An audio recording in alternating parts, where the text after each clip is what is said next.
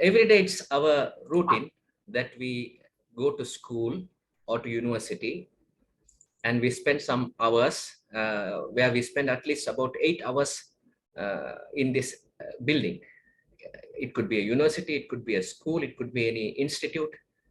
And then after that, we return back. So what's happening in this institution is what's very important and which will decide, it's a deciding factor about our life. What career are we going to choose? What business are we going to start is determined by the education and knowledge that you have. The more knowledge or education you gain, you will start the business in a more higher scale, or you will be in a better position or in a better career, which will contribute back to the community. Not only that, you will also be satisfied and feel great about what you're doing. So with regard to studying effectively, the first scenario where we will be facing is the classroom. So this classroom could be a physical classroom, and also it could be an online classroom. So when you are not prepared, or you don't have the right mindset in learning, usually you will have subjects like mathematics which is being taught, or you can have chemistry and biology stuffs, or it could be history, which a lot of people feel as boring. So most of the time, most students tend to feel that their lecturers are bluffing, and it's almost becoming a blah blah sessions. And students are really confused about what they're learning, and they don't understand. So in our poll, when I checked, most of the people who said the subject which they hated or which they did not like, the emotion that they attached to it was frustration and hate. But that was the highest emotion most of them selected. So if you could see, the people hate the subject and they get frustrated with the lecture, with the classroom, with the subject. So this is something which is not good for the educational environment. So that's what this webinar is about. So when you are having a hate, your end of the day, your results is poor, and that's what you are not satisfied with, and that's not the purpose why you go to the university. What at the end of the day you need is good grades and good results. So how do we turn the tables? Most of these universities and colleges, sometimes we have well qualified lecturers, but the issue with this is their presentation is not so good. They can give us boring lectures. Okay, so there are some people who feel angry with their lecturer, some who get bored, and some couldn't even care, they just sleep. But there are a few people, even amongst this situation, they are focused.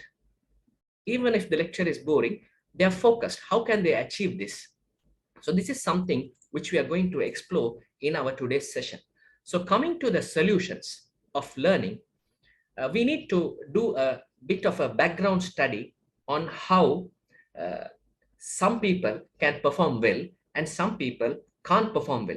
We think that it is a born talent, but no, there are a lot of statistics which state that people who had been students who had been weak have transformed themselves into better students. That means they are able to focus in classroom, or they are able to come through boring sessions. How did they do it, and how can they do it? Okay, coming back to these devices like smartphones, tabs, we are entertained by these devices, laptops and desktops. We are using it day to day, especially as students. After the post-COVID period, we are mostly attached to these devices. Okay, so these devices are what we essentially stick to, especially for the smartphone. We spend hours and hours with the phone, spending our time. So if you see all of these devices, what is common in all of these devices? If you just see through all these devices, what do you think is common? You can drop your comments on the chat if interested. When you observe these devices, you will see that